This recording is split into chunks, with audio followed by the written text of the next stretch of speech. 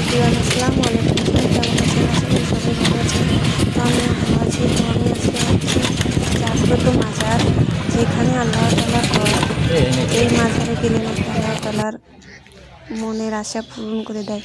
তো কোথায় কোথায় যাচ্ছি আমার সাথে থাকুন, আপনারাও দেখতে থাকুন। এই মাজারটার সাথে একটা বড় নদী আছে। তো এখানে অনেক ছেলে মেয়েরা বসে মনের ভাব আশঙ্কাগুলো বলে বা আল্লাহ তাআলার কাছে আর্জি জানায়। তো আমি চাই সবারই আশা যেন পূরণ হয়। তার পাশে এখানে ছোট ছোট কিছু কবরস্থান আছে, অনেক গরিব দুঃখী আছে। তো এদেরকে কিছুটা হলেও সাহায্য করছি আমি। তো আল্লাহ তাআলা যেন আমার মনের আশা পূরণ করে, শুধু আমার না, সবাই যেন মনের আশা পূরণ করে ইনশাআল্লাহ। তো সবাই দেখতে থাকুন আমার সাথে।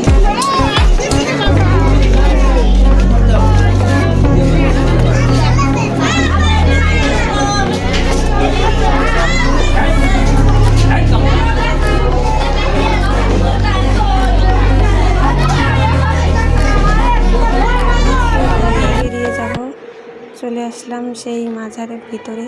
এখানে মামা ভাগ্নের কবর আছে।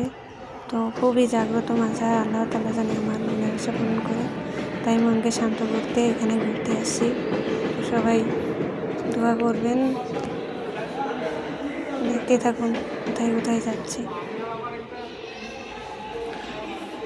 ভালো লাগলে প্লিজ কমেন্টে বলবেন। আল্লাহ তাআলা যেন আপনাদেরও মনের আশা পূরণ করে।